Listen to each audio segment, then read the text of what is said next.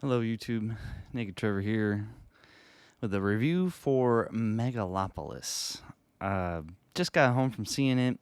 This movie is Francis Ford Coppola's project that he's been working on since the 80s, on and off, apparently. He's best known for the Godfather trilogy, and Bram Stoker's Dracula, some other, some good, very good movies. And I have very high hopes that this movie was going to be something special. All the stuff that I heard about it from the internet didn't paint a good picture. So, but I just figured, hey, I'm going to go into it with an open mind. If this movie this guy's been working on for, 40 years and, cooking up the story for, it might be good, giving it a serious chance, right? Even though the stuff I've heard and a little bit of what I've seen seemed absurd, ridiculous. And, unfortunately, that's exactly what this movie is. That best describes it. The story just has too much going on. It doesn't make any sense. I think the biggest flaw this movie has is that it just lacks focus. If it focused up on the kind of the ending part of the story, it would have been more interesting.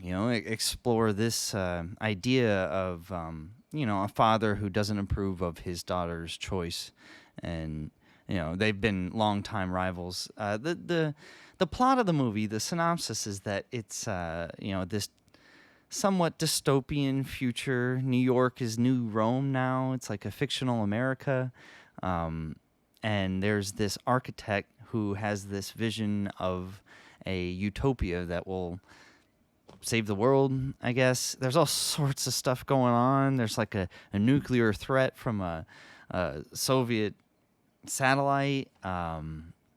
There's this other weird teen pop idol scene with this underage accusation of the main character. The movie is all over the place. The best part of the movie, though, for sure, was Aubrey Plaza.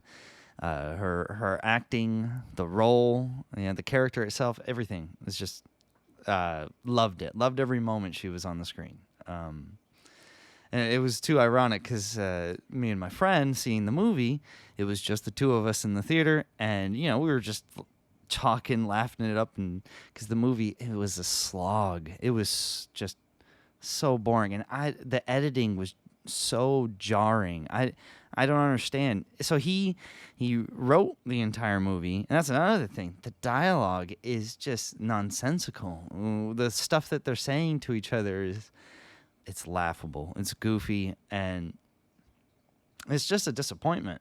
But yeah, the moment I was saying to my friend, oh my goodness, Aubrey Plaza is the best part of this movie. Spoilers. They kill her off right there in that scene. And I joked with him saying, oh, okay, time to go. The movie's over. I'm not going to have a whole lot to say about this movie. I cannot recommend it. I don't know how there are some people who are saying that it is going to be a cult classic in 30 years. I just don't see that happening. What a disappointment. There are some good performances, though. Adam Driver, there's some moments. He's good, but overall, it's just, you can tell that the direction was just bonkers. He's just doing some weird shit. Giancarlo Esposito doing his villain stuff that he always does. Shia LaBeouf was definitely a highlight. Just acting absolutely erratic and bonkers. He fit right into the role that they wanted him to play, I guess. Huh?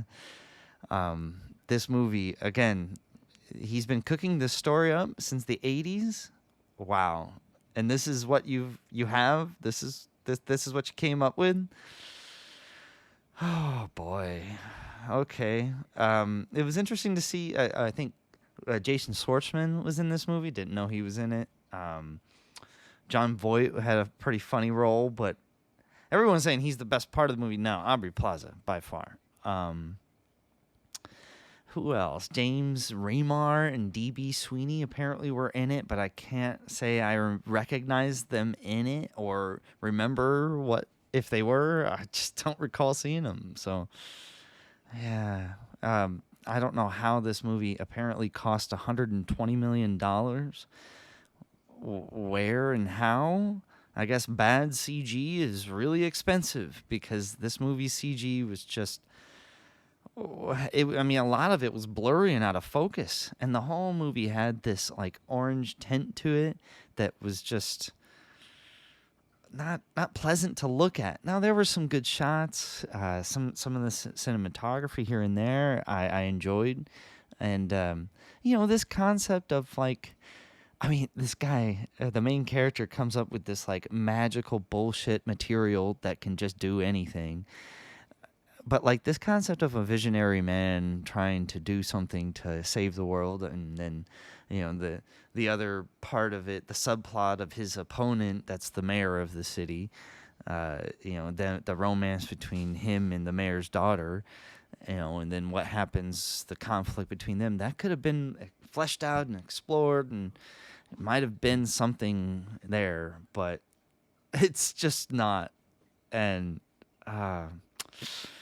what a disappointment. Anyway, can't recommend it. If you watched my video, thank you for watching. I'll see you guys next time.